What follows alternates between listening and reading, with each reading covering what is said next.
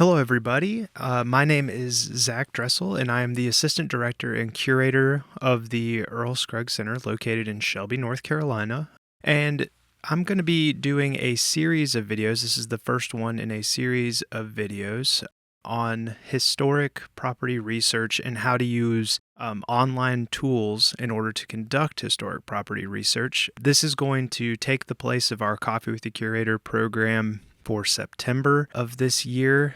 We have some things going on here at the center, so I will not be able to do our normal program in September. So I thought I'd take the opportunity to cover a subject that I honestly get a lot of questions about from different people, how to do historic property research without having to go to the Register of Deeds and sit down with the books and really scrutinize them. Or what we'll find is that the information that will come out of this series of videos will help if you are interested in going to the Register of Deeds and you want to sit down with the books and look through them and see the actual deeds for themselves. You can pick up some things from these videos that will help those trips be fruitful and productive.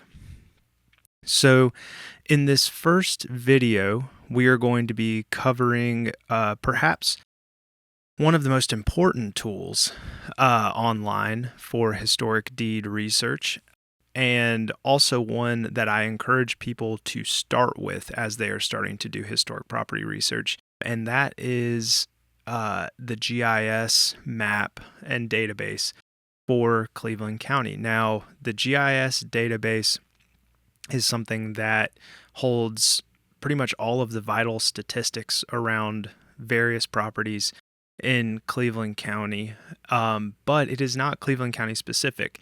I've done property research in Rutherford County before using their version of GIS. I've used Lincoln County's GIS before. So if you're from another county and want to do historic research, definitely they all operate very similarly and they all give similar information. So you should be able to use this video to help you in that process of navigating GIS, because it can be complicated if you are not familiar with it. And I'll be honest with you, I am not a planning expert. I am not a zoning expert. And so there are a lot of aspects of this program that I do not use. Now, I will say all of this is available online. I left the entire tab visible there at the top, so that way if you want to copy that web link, you can to do this on your own. But we're going to go ahead and get into this, because in this first video, like I said, I mainly want to talk about GIS, but I want to show you, or start to show you, how you can take GIS and transfer the information that you're learning from GIS into the next step in the process, where we start to dig into deed research. But first, we're going to start with GIS, and we're going to start with a property that is very historically relevant to the Earl Scruggs Center. We're going to talk about the Earl Scruggs home place throughout this series, but we're also going to cover some other historic properties along the way too, because some of the resources that we're going to be using do not necessarily have fruitful information around the Earl Scruggs home place, but I still want to show you how you can use those resources. So we're going to cover a couple different properties, but for today, for this video and probably for the next video, we will be using the Earl Scruggs home place. So let's dig in. First things first, we have to get there. So you can search for it if you want to, but I honestly, if I know where something is on a map, it tends to be just as easy for me just to zoom into it. And of course, we know that Earl's home place is on Riverside Road. I've already clicked into it, but what you'll do is you'll click in, and already we are getting several key pieces of information on this left side parcel panel here. For one, we can see the owner's destination, Cleveland County, the Earl Scruggs Center's parent organization, doing business as the Earl Scruggs Center. There you are. We can see the acreage that is included with that. We've got 3/4 of an acre here. This says a little more than 3/4 of an acre. You can use that sometimes to figure certain things out, and it can be helpful, especially when a plot of land is part of a larger plot of land, like this one was. This was part of a much larger plot of land. You can kind of see it out the back here, and it's been kind of chopped up over time. But so knowing that acreage can be important. And then we can see the address, obviously. We can see who the prior year's owner was. That can sometimes be helpful, and we'll talk about that more when we get into the property card and the ledger sheet. Here's where it gets really good for our purposes. Your deed book. So this will show the last deed that was written. We have 1924. That's book 1924, page 1258. I will show you guys how we will make use of that information probably in the next video, because right now I just want to focus around this tool, just focusing around GIS right now. But I'll show you guys how we make use of that deed information later. And then you can see the land value and the building value or lack thereof. For those of you who have not seen this building, I went ahead and got us there on Google Maps. This is the Earl Scruggs home place. This is the home that the Scruggs family moved into in the early 1930s and moved out of in the early 1940s. It was the most formative place in Earl's history. It's where he first developed his version of the three-finger style that became known as the Scruggs style of banjo. And it's where his love of music really started to catapult itself. But as you can see, it's a very plain building. And it's currently being restored by the Earl Scruggs Center. However, so that's what that looks like. So let's run back to here, though. There's some other things that, if you were to live in the house, you might want to know. Like it'll tell you down here, what are your voting districts? Where do you vote? What are your voting sites? What's your school districts? It'll tell you those kinds of things. For our purposes, doing historical research, not incredibly important. But if you're somebody who just wants to know more about the property you live on, it could be. All right, so now we're going to go into these little tabs. So we're going to look at the property card first. We'll click on this view property card.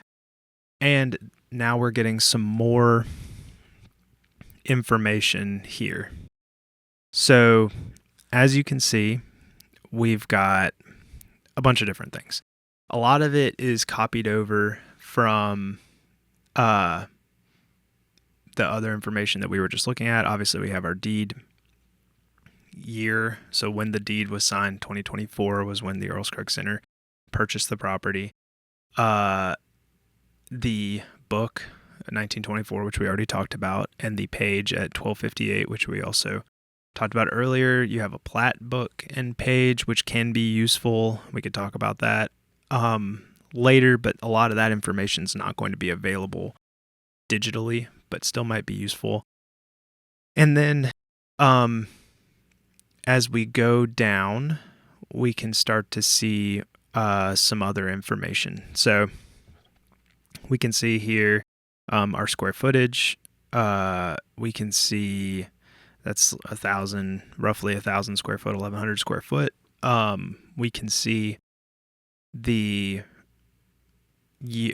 certain major improvements. So this could be any number of things. This could be an addition. This could be a building permit was taken out for some reason. It could be any number of things. We can see that they have a major improvement in 1960, in 1979. That is not necessarily when the house was built. That should be noted. Obviously, we know in this case that's not the case because we know they moved in the early 1930s. However, that could have been whenever that major improvement was done. And in some cases, they will give you a sort of stab in the dark, I would say, at what they think the year the home was built. And sometimes those are accurate, sometimes those aren't. So I would never take those as gospel. And then right here we have just kind of a little drawing of what this building looks like. Again, this is a very simple structure, so there's not a lot to talk about. But if you were researching a home that had a lot of additions done over the years, those kinds of things might be listed out in this improvement section. You just never know.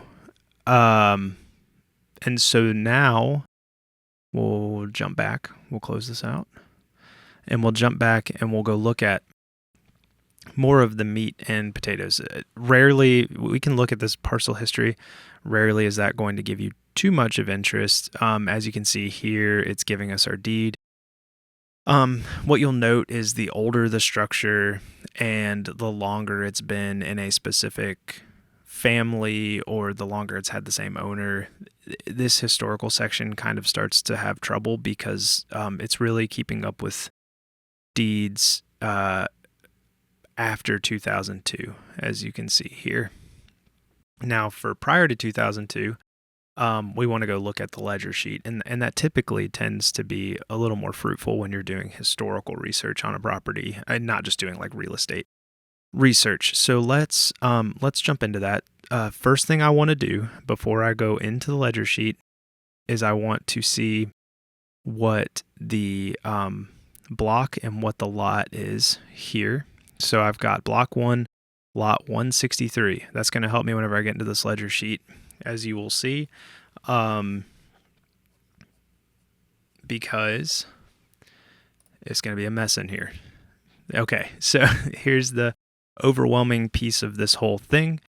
As you can see, tons of property owners, tons of information, tons of dates, tons of numbers that they're throwing at you. The important thing to understand as we get into this is that you're looking at grantees. That would be who the owner was at a given time. And then let's go ahead before we get too deep into that. We're looking for block 1, 163. So we're going to go way on down. Whoops, it's not there. That's right. So this is not super helpful because it's a newer deed. It isn't on the ledger sheet. So, and because another thing that I should have mentioned is that this, or I did mention, was that this was cut out of a larger parcel of land. So that means it got a brand new lot number. And so that isn't kept on the ledger sheet because these ledger sheets only go up to about 2002, as that said earlier. And so that being said, while it isn't applicable for this particular property, I do want to say it is extremely important if you're doing historical research on a property to look at the ledger sheets because they can save you time. Let me explain why that is the case. So, as you saw here, we're at the deed for this particular transaction, which is to say, when the Earl Scruggs Center purchased the property, the deed was recorded in Deed Book 1924 on page 1258. Where the ledger sheet helps you is that you can cut corners. And so how that works is, right now, for me to research this property, I would have to go to the Deed Book 1924, page 1258, and start working my way backwards from literally a year ago, which is a lot harder and takes more time than if I was to be able to go into the ledger sheet. And let's just pick a random one here. We'll zoom in. So let's see, we've got Carl Blanton, who was related to Earl, actually. We have a sale of the property at June 9th, 1967.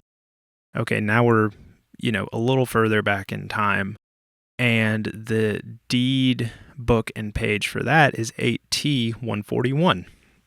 So there, I just took off, you know, 60 years of deed research that otherwise you would have to go and backtrack, all the way back through all these different deeds, all these different sales, ownerships. You were able to cut a corner by using the ledger sheet and just going all the way to as far back as the ledger sheet will show, and you'll see some of these in this particular area.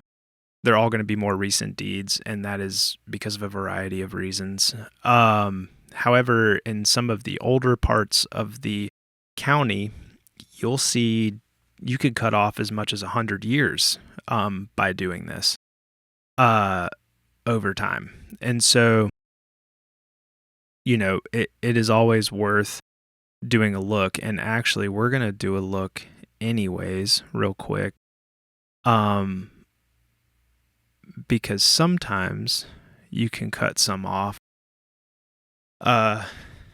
because there might be an old lot that is tied to that property. So we're just going to do a quick look. I can't particularly remember for this property if that is the case or not, but it's worth taking a look because it would save us some time down the road. I'm not seeing it, and that's okay. All right, so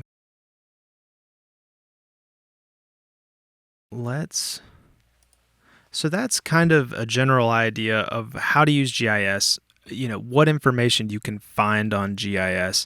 And then in the next video, we're going to cover how do you take that information from the GIS and apply it to the next step in the process, which is getting our hands dirty and doing some deed research in a digital format. So thank you guys so much for joining us on part 1. Like I said, part 2 should be coming out in the following week. And in that, we're going to cover more of the deed research and kind of trying to take the ownership history and lay it out, the ownership history of the Earl Scruggs home place as far back as we can go. And we'll see kind of what the limitations are of that.